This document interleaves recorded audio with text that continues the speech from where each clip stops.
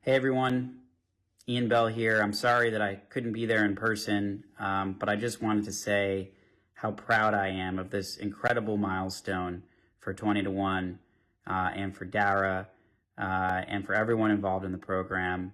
I remember the early days with Pete and Jack and Dara sitting around the table with pizzas, kind of talking about a creative approach to a really difficult problem. I think we were excited about what we could do at Binghamton. I don't think we had an appreciation of how big this program would get and be government funded and have an incredible champion in Dara. But it's been really special to watch over the years and see all the growth that has come from it. And again, I just want to say it's a tremendous milestone. Very, very fortunate to have made some great friends through the program. And if you're watching this and you're a part of this, you know that it's really, really special. So congratulations to everybody that's involved. I can't speak highly enough of this team and the mission that this team is pursuing. I know there are going to be many, many great things ahead, and excited to continue to be a huge supporter of the program. Thank you.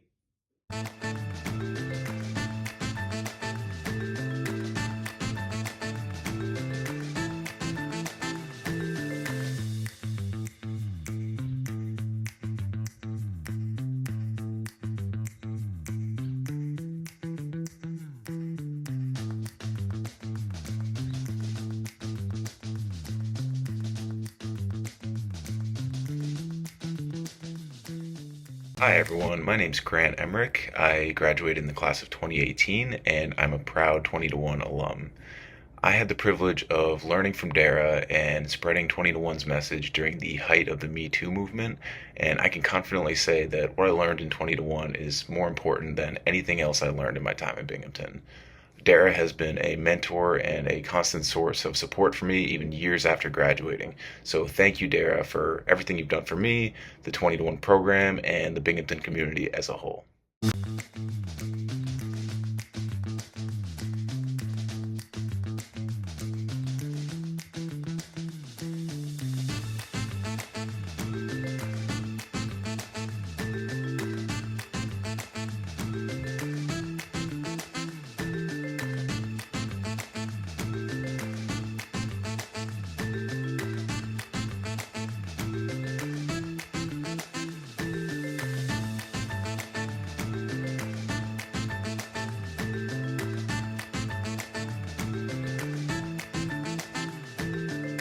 Hey, 20 to 1 family. Congratulations on 20 incredible years.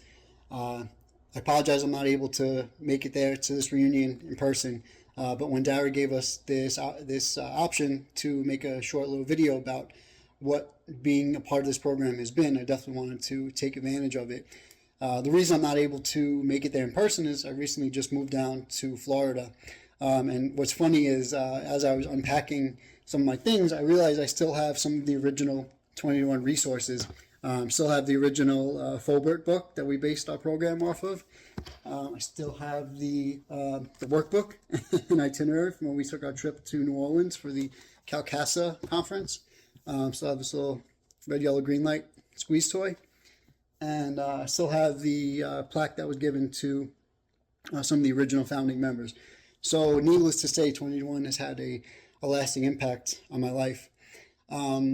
Just want to share a quick story if I could. I don't know if I've told anybody this in the program, but I remember a time when I was living on campus. I forgot what year I was up in Binghamton, but one of my friends had gotten pretty inebriated one night, and we got back to the dorms and she was just unresponsive, labored breathing, eyes rolling back in her head. So we made the decision we had to call an ambulance to get her help, get her treatment. So the RA of the building got involved, and I'll never forget this. She, at the end, she thanked me, and I was like, of course, it's not a big deal. And she said, no, thank you for not assaulting her. And it kind of took me aback, and I was like, what a horrible thing to have to thank somebody for. So that kind of opened my eyes to, realizing how rampant sexual assault was and how huge of a problem it was on our campus. And it was not long after that I was, that Jack and Dara had reached out to me to be part of this focus group. At the time, it was just a focus group. There was no foundation of a program yet. But, I always had that instance in the back of my mind that, of course I wanted to be part of the solution to help, make this a non-issue from here on out and educate people how to behave and respond in these situations. And that's something I've realized that, a lot of us who are and will be involved in the 21 program might not necessarily work in this field in a professional capacity after we graduate Binghamton, but these lessons and these trainings that we've undergone, we can always be involved, whether it be a situation where we're out somewhere or if we're in a situation where someone tells an off-putting joke, we can use our training to kind of correct that, that situation and educate people. So we don't necessarily need to be working in this field in a professional capacity to make a difference. It's incredible what you guys have done. We were, a very small, less than 10 person operation when we first started, and you guys have built this into a multi-tiered, very in-depth training program. So it's incredible what you guys have done. Please continue the great work, and hopefully I'll be able to make up there for. I know Dara jokes about this, that she won't be around for the 25th anniversary, but we'll see about that. Thank you to everybody who's been involved and continues to make a difference.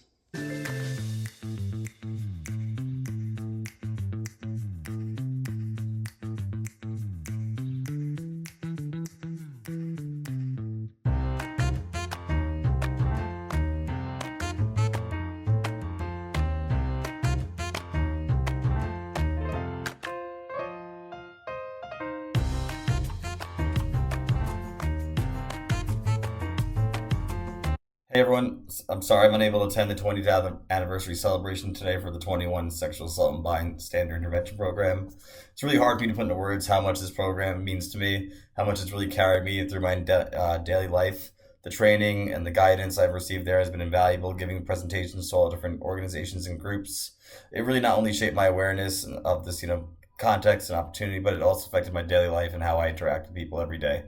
It stayed with me through each chapter, influencing continuously how I engage with people, the importance of empathy, respect, and accountability. 21 has forever impacted my heart and mind, and I'll always carry the lessons and values with me for the rest of my life. Thank you for all of you for your continued work and impact you make in our community. Here's to many more years of positive change.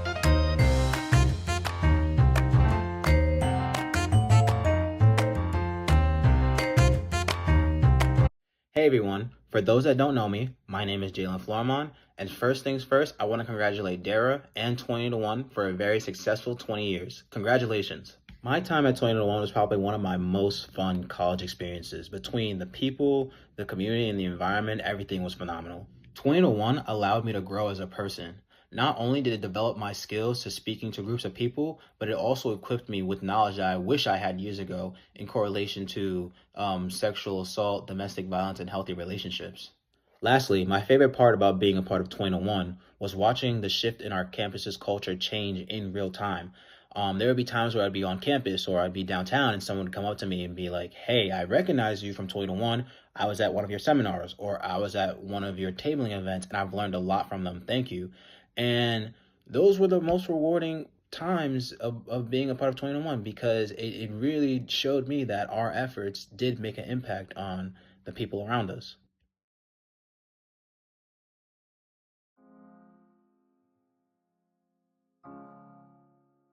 Hashtag 20-1 code.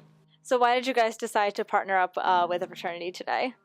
So it's a SUNY initiative called SUNY's Got Your Back, and it is drawstring bags that we're filling with items for domestic violence victims. And historically, fraternities have been heavily involved in 20-1 as peer educators. And so the IFC president volunteered the IFC fraternities to be part of this program, and 18 fraternities filling about, looked like over 100 bags today. My name is Colin. I'm an intern with 20-1 at Binghamton University. Today, I'm here to talk to you all about the rape culture pyramid. So we have a three-dimensional model here that we are going to use to try to explain what the rape pyramid symbolizes, as well as some ways that we could dismantle it and replace it with a healthier culture. And sexual. Good morning, good evening, good night, whatever time you're watching this. Welcome to our first pilot episode of Cooking Chronicles with 20-1. My name is Jalen Flormont. My name is Brian Garcia. I'm Marissa Clarn. My name is Amisha Badia. And today we're going to be talking about AI, the pandemic. We're talking about Taylor Swift specifically, deepfake. So stay tuned. While we're talking about that, we are going to be cooking S'mores brownies from a box. Best way to make them. We have all the ingredients right here, right on the table. So this is going to be a quick and easy recipe. It's going to take about 40 minutes total, but 25-minute cooking time. So this would be a great dessert to make with your friends, at home, wherever you guys are just enjoying each other's company. But yeah, so Without further ado, let's start. Consent is when two people say yes to doing something really kinky together. Consent is when both people verbally agree to do the deed. Consent is when two people decide to take a ride to Pleasure Town together.